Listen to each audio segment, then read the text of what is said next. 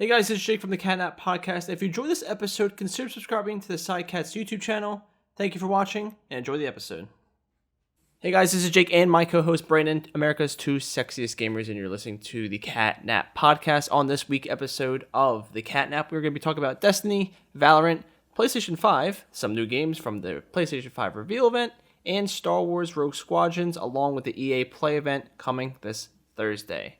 So let's get right into it. Brandon has been playing a metric ass ton of Destiny.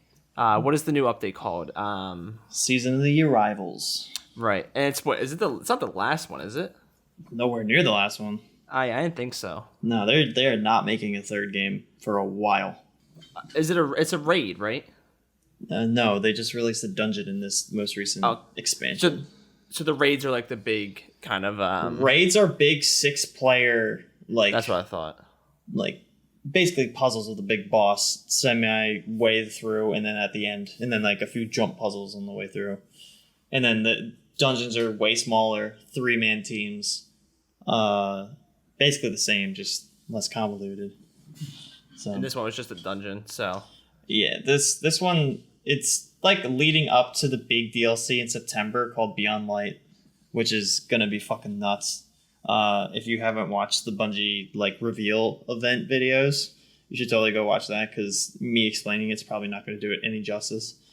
But yeah, this season's good because they added a dungeon that's exclusive for the month.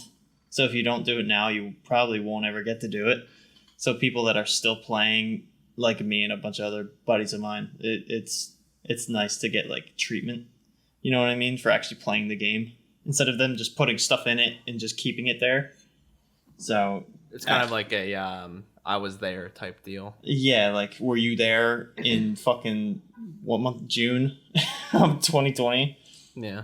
Or June in next month, because it's going to be in here for a few months. They never add those back, do they?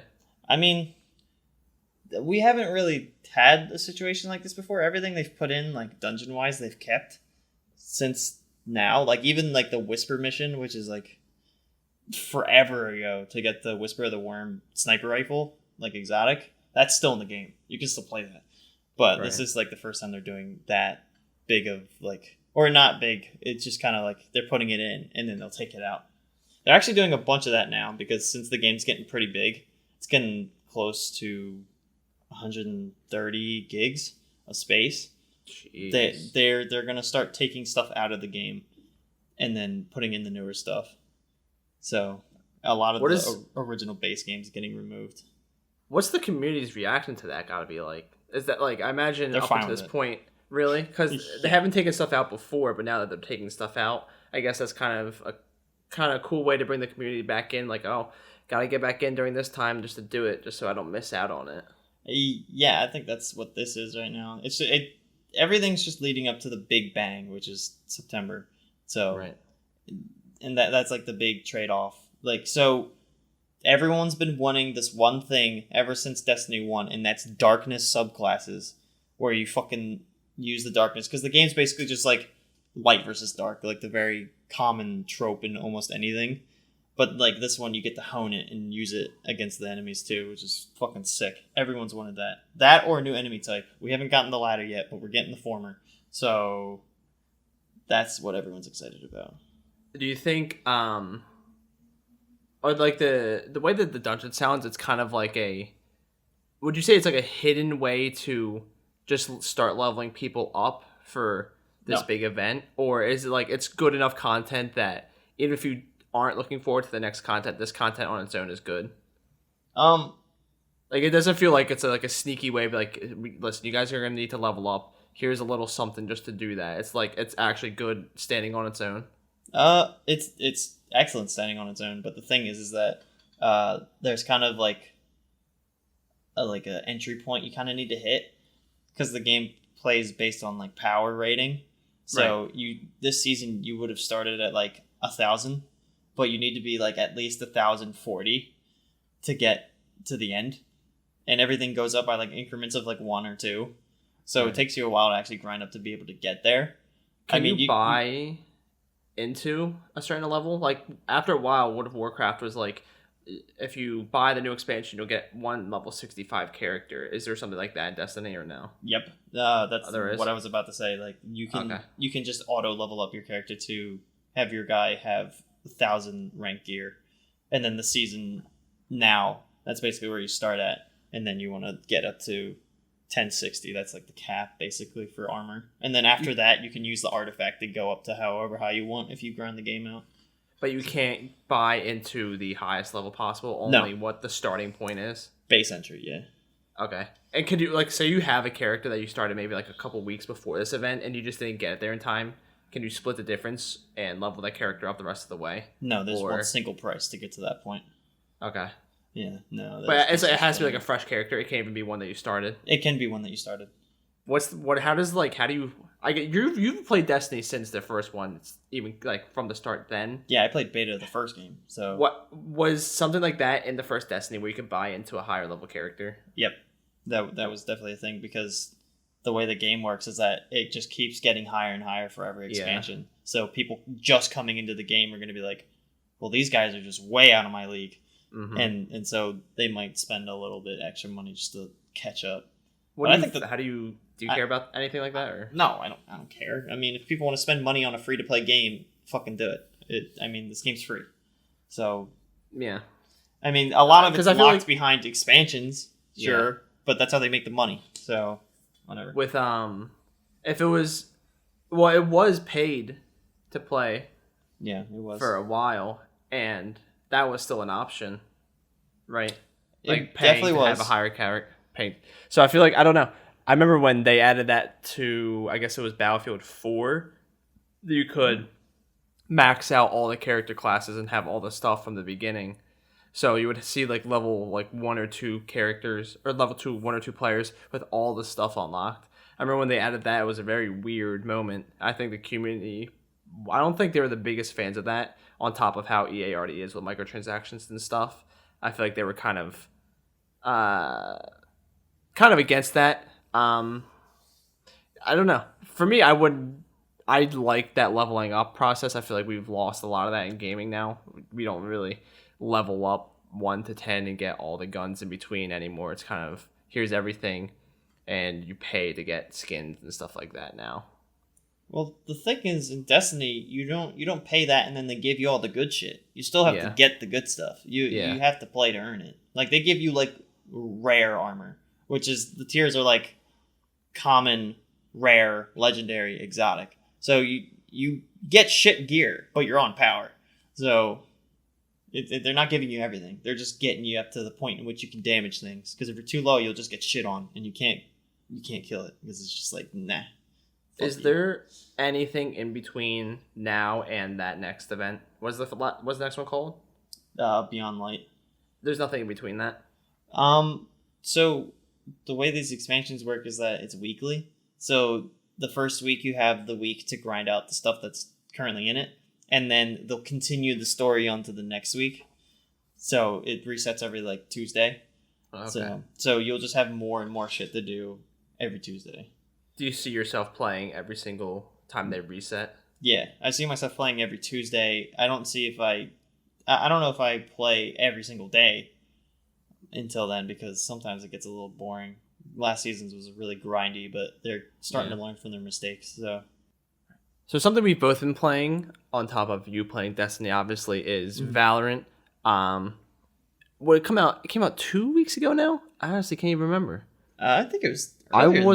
I wasn't here when it came out. I was at home. Yeah. But it's 2 or 3 weeks old now. But yeah, this is all I've been playing. I haven't been playing really much else. And we've been playing this pretty much together. So anytime I'm playing, you're usually playing. Mm-hmm. It's not bad. I mean, it's free to play. It's a game. Riot Games. It is a game. Very, very true. It's Riot Games, created and published. It's, I don't know. I don't feel like I need a little bit more time with it to be able to fully have a discussion about it. But I'm having fun sometimes. The biggest problem, obviously, is they don't have a ranked mode yet. So they're unrated playlist. It's called.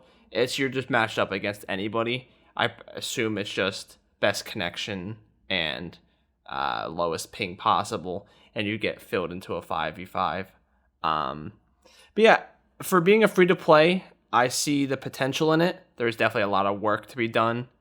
And if you're not playing with friends, it's a very, very difficult game considering you could be going up against a 5-stack and you wouldn't even know it. Yeah, that's about my only real complaint about it too. Besides, I'm not a real competitive shooter kind of guy, so it's not like I jumped into this game with the knowledge of like someone that plays like CS:GO. Like those types of shooters, I'm just not very good at.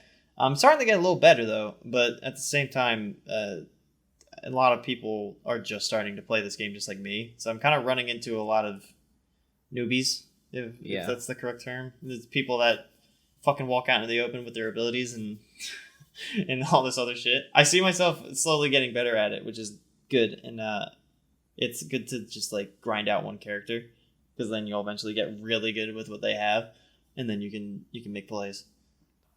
The only experience we both really have with a game like this is Counter-Strike Go, which we only played. I barely played it before we played it together. We played it together for like a week, maybe. Yeah. I barely played it ever before that. Maybe another week collectively before that. So this kind of shooter is different to both of us, and it's a very patient game. It rewards patience very heavily or extreme coordination. There's not really a good in between unless you just have unbelievable tap shooter aim, which we do not. So our gameplay is either very patient or very coordinated. Usually the very patient side is what works for us. Yeah. Because when you play, if you don't have all 5 people on board with an idea, it's kind of hard to coordinate attacks. So you can kind of get away with not being as coordinated on defense, but on offense, if you don't have good coordination, you can crumble very easily in this. But like we said, it's only the first. It hasn't even been out a month. It's first couple weeks. And once the rated, as it's called, playlist comes out, it'll be a lot better to tell how good of a game this is. But I think the potential is there. I don't know how you feel about the future of Valorant. It's gonna stick around for a little bit. I mean, I don't see it popping off, like being one of the better games to play in 2020, but it's definitely fun for now. Like, I do find myself wanting to play it. Like, I hate playing these games on my own, so I only play it if one of you or another buddy we play with hops on. So, I mean, I find it fun. Like you said, the rated version or the ranked, if you want to just call it that. Call it what it is. Yeah, it would totally hinge on that being good. Like, if matchmaking is still fucked, then this game's screwed. Yeah, it's kind of hard to be successful when the only people having fun are the very best. It's one of those games where, I see it. They always say you always want something to be easy to learn and hard to master. And I think this is close to that, but that hard to master is something that's going to be very dependent on how well ranked is match made. Like, if you're still single or solo queuing and you're still getting put up against 5 stacks, even in ranked or unrated, it's not going to be a fun time. What I liked how Overwatch, I think they still do this. I haven't played in a little bit, obviously, but it used to be if you are solo queuing in ranked, you're going against. If you're solo queuing and you get stacked with a 5 stack, you're going to go against a solo queue plus a 5 stack also. Hopefully, Valorant can have something like that as well. They're a free-to-play game, so the numbers will be there if they're not totally messing this up somehow in between now and ranked coming out. But yeah, I see the potential for it. A lot of it's going to hinge on how good the ranked matchmaking is. You bring up an excellent option for the game, but you gotta think about it like this. It's Overwatch. There's millions of people playing that probably every day. Mm-hmm. This is Valorant. It's a free-to-play game just put up by Riot, which might not have the player size I don't know. Overwatch does. I don't see it doing as well as Overwatch. You weren't making that suggestion, but I mean, doing that kind of thing requires the game to have players. And if I think it doesn't have enough players, it can't do that. I think right now it's not at its peak by far, I don't think. But when it hits that peak, will the game be in a good enough place? I think the community has a lot of problems with a lot of things right now. Stuff that I'm kind of indifferent on, like some characters balancing, some weapon balancing. The maps are kind of okay. There's a lot of things that need to be ready for when they hit that peak player count. Because first impressions are everything, especially in video games. Yep. So we'll just see how they tweak it over the next couple weeks. I feel like if the rank doesn't come out within the next week or two, I feel like they're missing a large opportunity, especially in the heat of what should be E3 being spread all the way out through summer now. There's so many games, so many new games, so many games to look forward to. How long is this going to have its moment? And when is that exact moment happening? So also this past week, we got the PlayStation 5 reveal, the long-awaited reveal of the PlayStation 5. It feels like forever ago we finally saw the Series X for the first time at the Game Awards. Yep. But now we have something to compare the next generation of consoles to. And it is a really, really bold design. I'm not saying if that's a good or bad thing, but the PlayStation 5 has a very bold design. I don't know what the general feeling about it is. A lot of it's just like memeing it. Yeah, it's just a meme. But that doesn't mean it's necessarily people don't like it. I think it's a very strange design. For me, I already wasn't going to get it. But if I had to choose just based off looks alone, this is like the ridiculous thing. But if you're just choosing off looks, you have to go with the Series X. The PlayStation 5 is humongous. And the Series X is just sleek, compact, well-designed. Not going to take up half your entertainment center. Totally will. That thing's huge.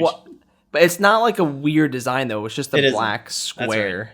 I'll agree with that. Yeah, the simplistic nature can help it get into certain spots that would be good for it. And the fucking weird, slender, curvy nature of the PlayStation 5 is going to make it look really awkward almost anywhere. And I don't even know if it goes flat. I think so. I know there's two versions we should obviously mention. That's very important. There is a discless and a disc included version. One is obviously digital. One is just your average console. One of those two, I don't know if both can go on its side. I would assume they both can. I've seen pictures of one of them on its side. I don't know which one it was. But it's like there's the black base that sits on, and then it just kind of folds on top of that and lays on its side in a really weird position.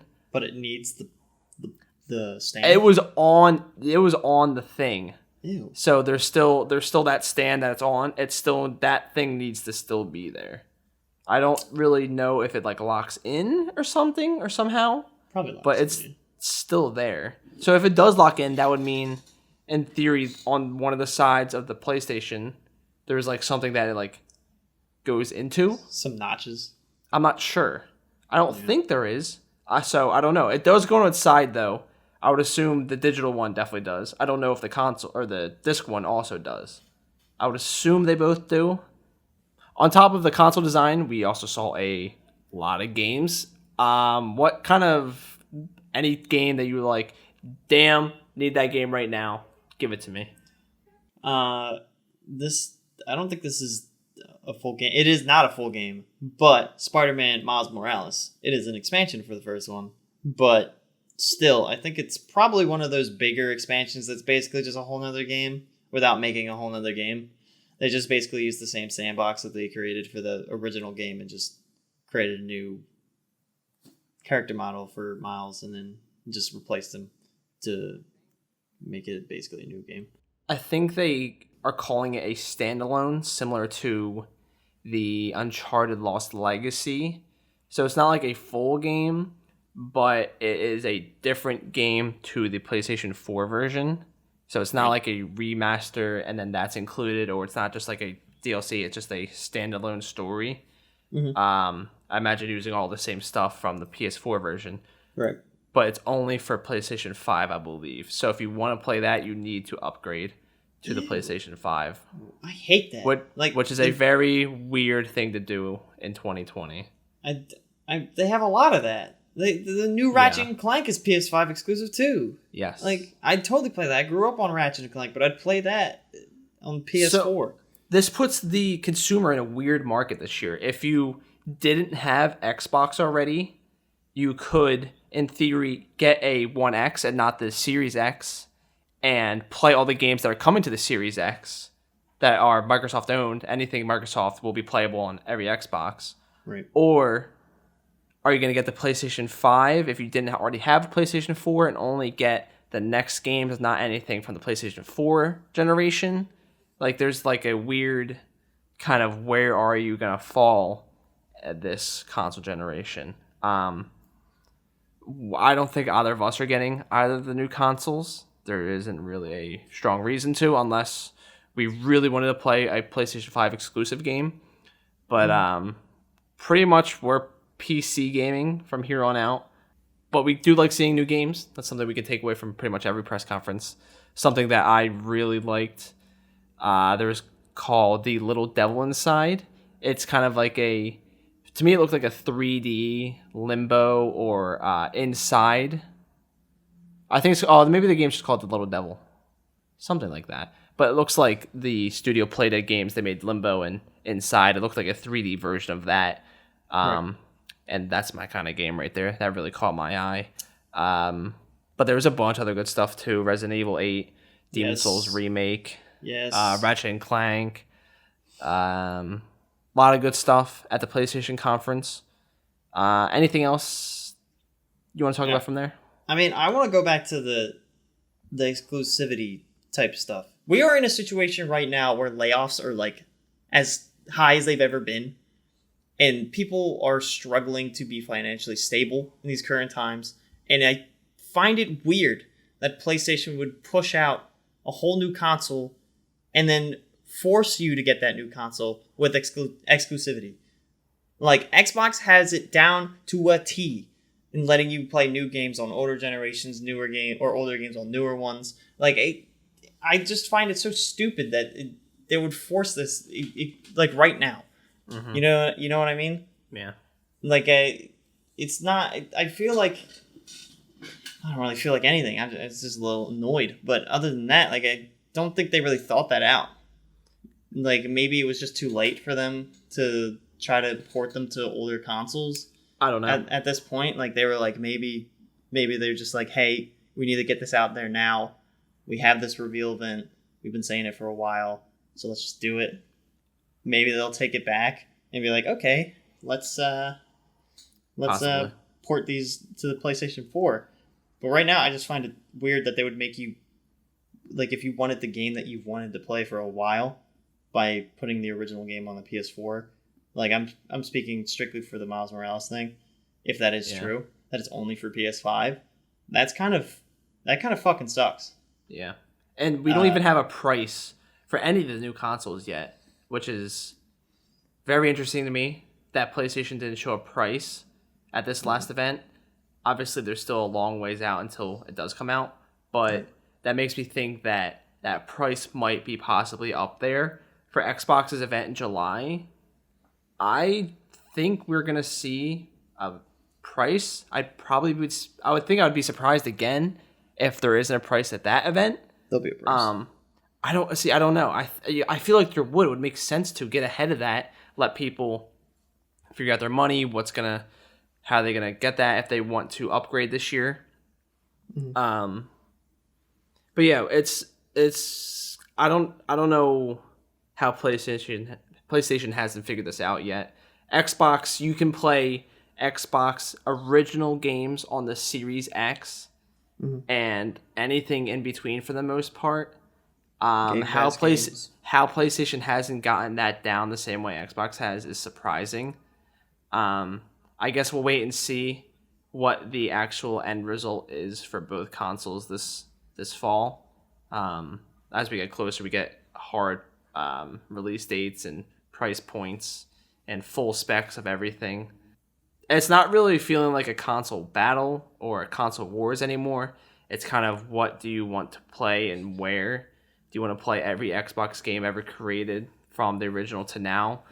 Stay with the Xbox family. If you only want to play these new single-player based story games that PlayStation's creating and the newest ones, get the PlayStation 5. It's going to be an interesting one. And the pandemic certainly hasn't made it any easier on the people in the industry, and consumers are kind of looking all over the place for accurate information, and the messaging from, I would say, both companies has been a little weird at times, a little lackluster, I would say, also from mostly Sony. They're kind of waiting this long. Their conference overall was good, but even after the conference, looking at E3recap.com, a lot of the games they showed were just timed exclusives that I feel like, why can't we just be honest anymore in these press conferences? Like, this is not a PlayStation exclusive, it's a timed exclusive. Like, why are they allowed to get away with, oh, this is exclusive, and then we have to go and look after it, and that's not exclusive at all. It's just a timed exclusive, or it's not even exclusive in the slightest. It's just they showed it at this press event. Yep. It's just yeah. I wish messaging coming from the industry was a little easier and a little more concise. Yeah, a little better right now. But we're in the waiting game. It's gonna be a long summer. We're gonna have to wait until this coming Thursday for EA Play to see some Star Wars Rouge Squadron's gameplay. This is all you, bud. I'm so excited for it. This is all you. Give me a little give me a little tease today. But I need that sauce on Thursday. I need to see some gameplay. I need to see some sauce. I need to feel the love. I need to see some passion in this project. It's supposedly a $40 title, which is fine by me. It's PC. It's going to be on Xbox. It's got VR. I don't really care about VR. But it's coming to PC. It's going to have single player, multiplayer, first person, dogfighting action. I'm about it. And he means like spaceships, not actual dogs. Not actual dogs. Gotta clarify that. No dogs were hurt in the making of Squadrons, I think. Hopefully. Can't confirm nor deny. Yep. And then we're going to see whatever else EA is working on, FIFA, Madden, blah, blah, blah, yeah, blah, all blah. the fucking sports games that don't change, and they put one new one out every year on the Frostbite engine, and they always suck. Pele's going to come out again and be like FIFA 22 or whatever this one is. Is that 21? I don't care. Yeah, it's 21. Now he's going to announce 22. He's going to lose the script. He's just like, FIFA 22. Which will come. He's not wrong. I'd be surprised if there wasn't a FIFA 22.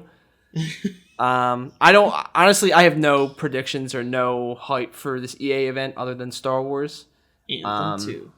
Not a goddamn chance in hell. That'd be funny though. I have no idea what they could be making that I would really give a shit about right now. They could pull the curtain out or pull the curtain and be like, well, look at all this cool games. I doubt they're going to do that. Maybe I'll be surprised. I don't think there's going to be a Skate 4. Nope. I don't see a new Peggle, disappointingly.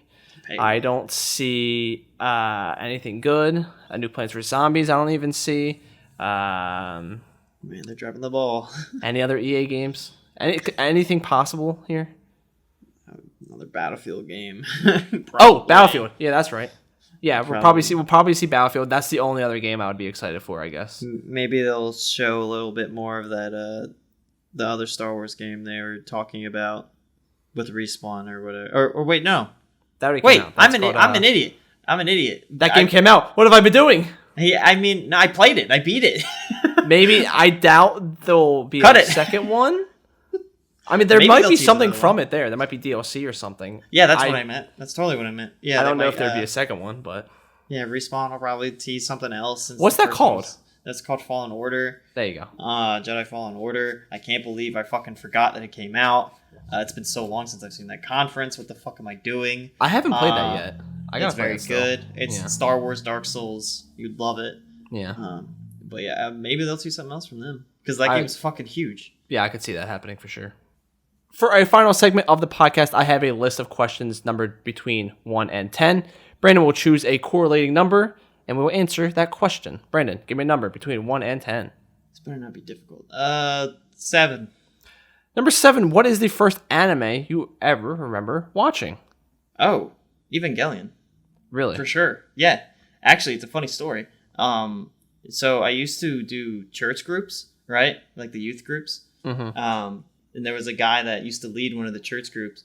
I don't want to say his name because I don't know if he should have been showing this to younger people.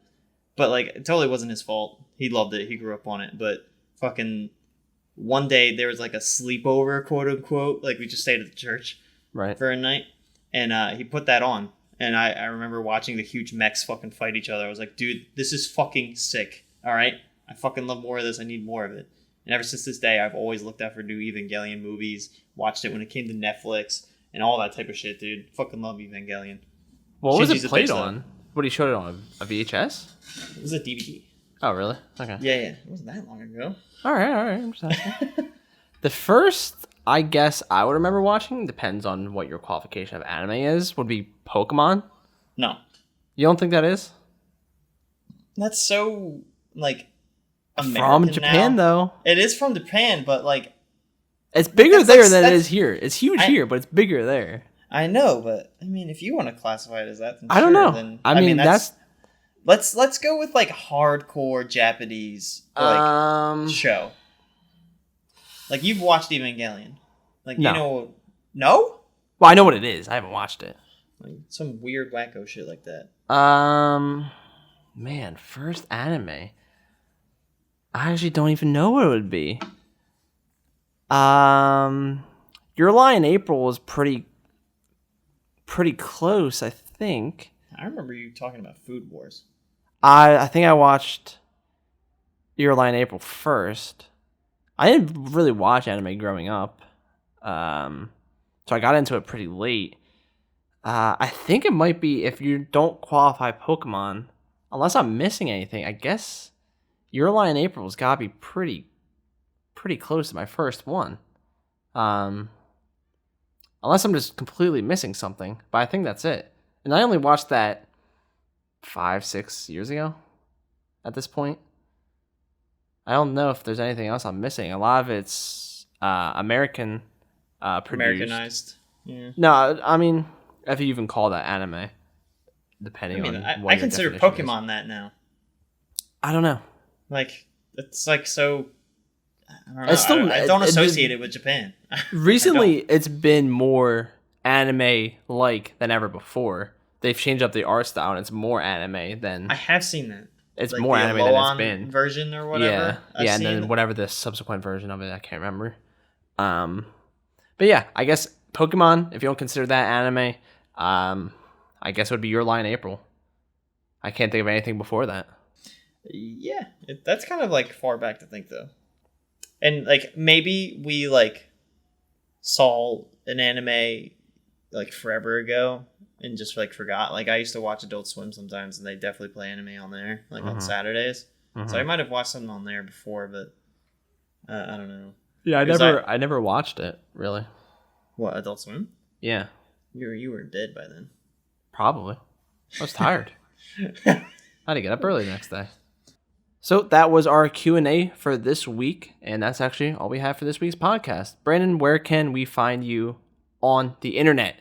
You guys can find me on twitch.tv/thewolf. The link will be down in the description below, and you guys can catch me there at like 5:30 p.m. Eastern Standard Time. It's usually when I go live. So yeah, come by, hang out, say what's up.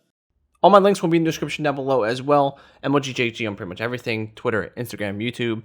Anything else we missed, be in the description down below. Thank you so much for watching. We'll see you next week for the next edition of the Catnap. See ya!